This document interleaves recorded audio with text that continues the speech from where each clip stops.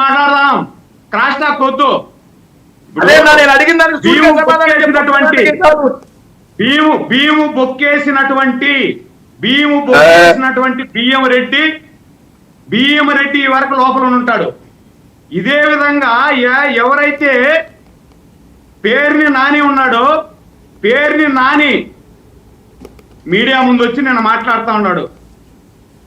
సొంత భార్యని తగిలిచ్చేశాడండి. సొంత భార్యని ఈయన కాపాడుకోవడం కోసం భార్యని రోడ్డు మీద పెట్టి, నా భార్యను అంటే సానుభూతి పొందేదానికి చంద్రబాబు గారు ఆడవారి మీద చేయొద్దన్నాడు. అంటే మీకు మాకున్నటువంటి డిఫరెన్స్ అది. మేము ఆడవారు ఇంట్లో మగవాడే ఆజ్ఞతోనే కదా వీళ్ళు చేసుంటారు. కాబట్టి వీళ్ళ ప్రమేయం ఉంటుంది. కాబట్టి వాళ్ళదే చూడండి అని మేము చెప్పాం. కానీ మీరేం మాట్లాడారు? అసెంబ్లీలో సాక్షాత్ దేవాలయం లాంటి అసెంబ్లీలో నా తల్లి లాంటి భువనేశ్వరి గారిని వ్యక్తిగత హననం చేశారా లేదా?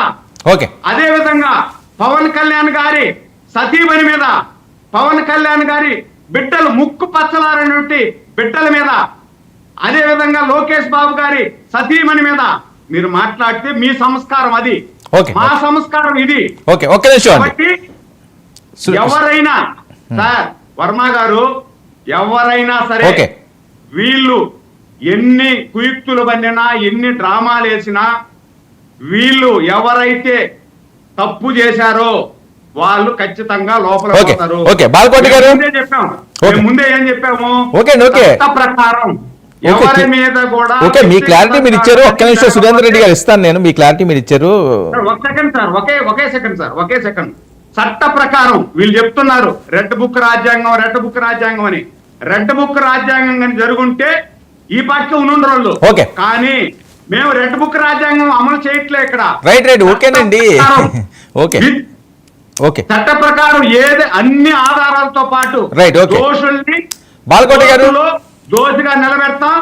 వీళ్ళు ప్రతి ఒక్కరు కూడా దోషులుగా ఉండేవాళ్ళు శిక్ష అనుభవిస్తారు. బాలకోటి గారు 7 నెలలు అయిపోయింది, 2024 అయిపోయింది, 25లోకి ఎంటర్ అయిపోయాం ఆల్మోస్ట్. అయినా ఏదో ఇదిగో పులి అదిగో మేక అన్న కథలాగే అవుతున్నది తప్పించి ఏమీ జరగట్లేదని మీరు మొన్న దీని మీద కూడా చాలా ఆవేశం ఆగ్రహంతో మాట్లాడారు. మళ్ళీ అదే టాపిక్ వస్తున్నది ఎక్కడికి వెళ్ళినా సరే.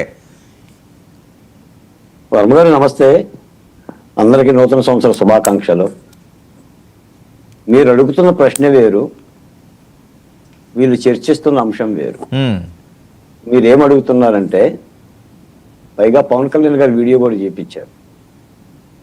గత 5 ఏళ్ళు వైసీపీ ప్రభుత్వంలో ఇలా దోపిడీ చేసిన వాళ్ళు లేదా నాయకుల మీద ఇబ్బంది పెట్టిన వాళ్ళు, బియ్యం అమ్ముకున్న వాళ్ళు, ద్వారంపూడి చంద్రశేఖర్ రెడ్డి కానీ, పేర్ని నాని కానీ, వల్లభనేని వంశీ కానీ, కొడాలి నాని కానీ, తురకా కిషోర్ కానీ, ఇలాంటి వాళ్ళ మీద ఏమైనా చర్యలు తీసుకుంటారు, వడివడిగా తీసుకుంటారు, ఒక్కసారి లోపలేస్తే మళ్ళీ బయటికి రాకుండా తీసుకుంటారు అని మీరు అంటారు.